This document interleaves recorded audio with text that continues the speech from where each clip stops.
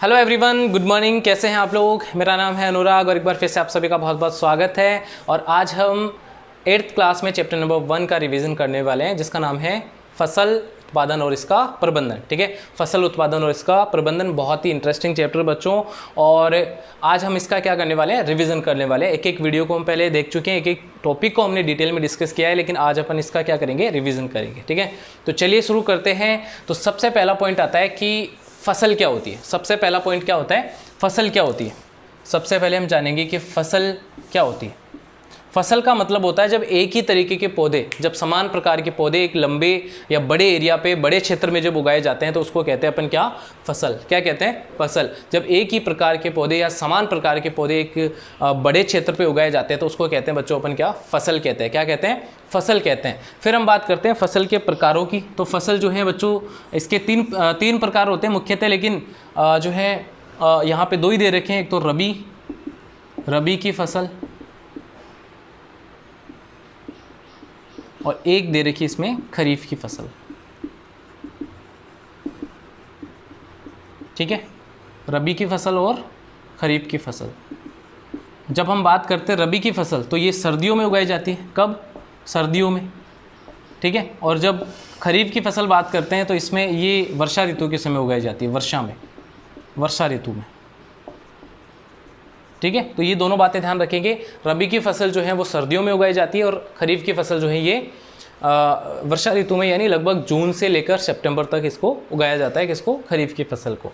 ठीक है, जून और सितंबर के बीच में। फिर जब रबी की फसल की बात करते हैं तो ये अक्टूबर नवंबर से लेकर जो है फरवरी तक चलती हैं। ठीक है, नवंबर से फरवरी तक। और ये इसके उदाहरण जैसे बात करते हैं अपन, सरसों हो गया, सरसों। ठीक है, फिर हम इसके और भी उदाहरण, गेहूं हो गया। ठीक है, मटर हो गया। और भी जो सर्दियों में उगाई जाती है जितनी भी फसलें, वो सारी क्या होती हैं, रबी की फसल होती हैं। खरीफ की फसल की बात करें तो ये जो है वर्षा ऋतु में उगती है। चावल, बाजरा, मक्का, ठीक है, और दालें हो गई।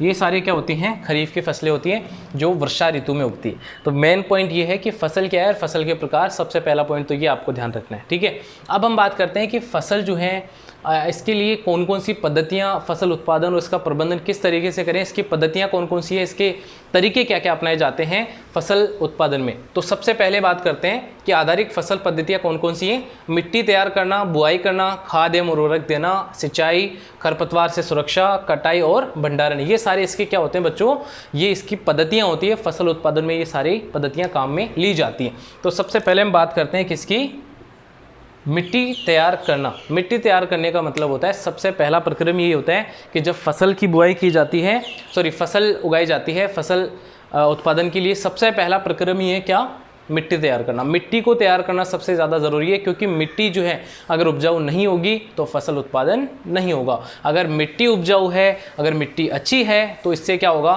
फसल उत्पादन बढ़ेगा, फसल उत्पादन अच्छा होगा। ठीक है, तो ये बातें आपको ध्यान रखनी है कि मिट्टी तैयार करना सबसे पहला प्रक्रम होता है। और इसके लिए, मिट्टी तैयार करने के लिए प्लगिंग की जाती है, यानी उसमें जुताई की जाती है। क्या की जाती है, जुताई की जाती है, टिलिंग जिसको बोलते हैं इंग्लिश में। ठीक है, जो है मिट्टी की जुताई की जाती है। इससे मिट्टी पोली हो जाती है और इससे क्या होगा, जब फसल अपन बोएंगे तो उसकी जड़ें अंदर तक जाएंगी और अवशोषित करेंगी क्या, पोषक तत्व, पानी को आसानी से अवशोषित कर सकती हैं और जो है अच्छा उत्पादन होगा। तो ये मिट्टी तैयार करने का सबसे पहला प्रक्रम है। फिर हम बात करते हैं बुआई। बुआई जो है, हम बीज लाते हैं बाज़ार से, बीज लाते हैं और बीज भी अच्छी क्वालिटी के होनी चाहिए। और उसकी हम जो ख़राब बीज होते हैं या हल्के बीज होते हैं उनको कैसे अलग करते हैं, हम पानी में उनको डालते हैं, पानी में ऊपर तैर आते हैं। जो हल्के बीज होते हैं वो पानी के ऊपर आ जाते हैं। ये प्रक्रम आपको ध्यान रखना है। फिर हम बात करते हैं खाद एवं उर्वरक डालना। खाद देना एक इम्पोर्टेंट काम है, खाद और उर्वरक डालना। और फिर हमने इसके अंदर पढ़ा था कि अंतर दोनों के, खाद और उर्वरक के अंतर क्या है। खाद जो है वो क्या होती है, ऑर्गेनिक होती है, यानी एक कार्बनिक पदार्थ है। जबकि जब हम बात करते हैं उर्वरक, एक क्या है, रासायनिक पदार्थ है, केमिकल सब्सटेंस होता है जो फैक्ट्रियों में बनाए जाते हैं, जबकि खाद को जो है खेत में बनाया जाता है। खाद जो है वो मिट्टी की जो है जल धारण क्षमता को बढ़ाता है। जल धारण क्षमता का मतलब हो गया कि जल ज़्यादा देर रुकता है खाद डालने पर, जबकि उर्वरक डालने पर क्या होता है, ऐसा नहीं होता। फिर हम बात करते हैं कि उर्वरक जो है लंबे समय तक अगर उर्वरक का उपयोग करते हैं तो भूमि जो है बंजर हो जाती है, जबकि खाद का ऐसा कोई प्रभाव नहीं है। खाद से जो है प्रदूषण नहीं फैलता, और जबकि उर्वरक जो है उससे जल प्रदूषण फैलता है बहुत ज़्यादा, जिससे जलीय जीवों को नुकसान पहुंचता है। तो ये सारे अंतर आप लिख सकते हैं। और हम बात करते हैं फिर कि खाद और उर्वरक डाले क्यों जाते हैं, ताकि फसल का उत्पादन अच्छा हो। और इसमें खाद ज़्यादा बेटर रहती है, क्योंकि खाद जो है वो नुकसान नहीं पहुँचाती भूमि को, तो खाद डालना ज़्यादा अच्छा है। फिर हम बात करते हैं सिंचाई की, ठीक है ना, सिंचाई। तो सिंचाई जो है ये अगला प्रक्रम है। जब हम अपने बीज बो दिए, खाद डाल दिए, अब उसमें अपन क्या करते हैं, सिंचाई करते हैं, यानी फसल को पानी देना क्या कहलाता है, सिंचाई कहलाता है। फसल को अब हम क्या देंगे, पानी देंगे। फसल को पानी देना क्या कहलाता है, सिंचाई। समय समय पर एक निश्चित अंतराल पे फसल को पानी देना क्या कहलाता है बच्चों, सिंचाई कहलाता है। और इसी जब पानी नहीं होगा, पानी की अगर सप्लाई नहीं करेंगे, पानी नहीं देंगे फसल को, तो फसल क्या हो जाएगी, जल जाएगी। तो इसलिए हम क्या देते हैं, उसको समय समय पर पानी दिया जाता है, ठीक है। फिर इसमें अलग अलग, इसके भी अलग अलग प्रक्रम होते हैं बच्चों। इसकी परंपरागत विधियां हैं कुछ, और आधुनिक विधियां भी है कुछ, ठीक है। परंपरागत का मतलब होता है बच्चों, पहले के लोग किस तरीके से जो है फसल को पानी देते थे। पहले के ज़माने में किस तरीके से लोग, मतलब कुछ टाइम पहले जो है लोग किस तरीके से फसल को पानी दिया करते थे, और आधुनिक मतलब आज के समय में जो है फसल को पानी किस तरीके से दिया जाता है। तो परंपरागत विधियों में आ जाता है रहट, मोट, डेकली, चैन पंप, ये सारे क्या होते हैं, परंपरागत तरीके थे। लोग इनको जो है उपयोग लेते थे फसल को पानी देने में।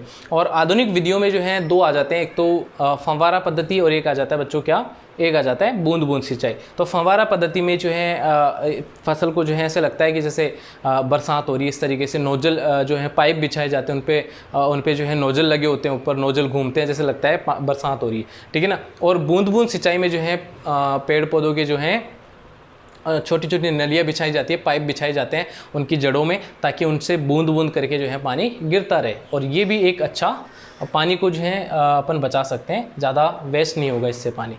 फिर हम बात करते हैं खरपतवार हटाना, और खरपतवार हटाना भी बहुत इंपॉर्टेंट है। खरपतवार होता क्या है बच्चों, फसल के साथ कुछ अनुपयोगी अवांछित पौधे उगाते हैं, उनको कहते हैं खरपतवार। खरपतवार हटाना कहलाता है बच्चों निराई। क्या कहलाता है, निराई कहलाता है। ये भी एक अच्छा प्रक्रम है, इसको हटाना ज़रूरी होता है, क्योंकि ये फसल के जो पोषक तत्व हैं उनको ये खुद ले लेता है, जिससे क्या हो जाती है, फसल की वृद्धि में जो है कमी आती है। फिर आता है बच्चों कटाई प्रक्रम, ठीक है। फिर हम इसको जो है फसल पक जाती है, उसके बाद में इसकी कटाई करते हैं, और कटाई के बाद में थ्रेसिंग प्रक्रम द्वारा बीजों को अलग किया जाता है, ठीक है ना। थ्रेसिंग प्रक्रम द्वारा बीजों को अलग किया जाता है, और भूसा यहाँ से अलग हो जाता है। तो इस तरीके से फिर इसका भंडारण किया जाता है सुखाकर। तो ये सारे कृषि के पद्धतियाँ होती है, कृषि पद्धतियाँ हैं, फसल उत्पादन की पद्धतियाँ हैं। तो ये आपका चैप्टर था, ठीक है। एक एक वीडियो को अगर आपको देखना है तो लिंक मैं आपको डिस्क्रिप्शन में दे दूंगा, जिसने नहीं देखा है वो जाके देख सकते हैं। और बाकी ये था रिवीजन शॉर्ट में, ठीक है।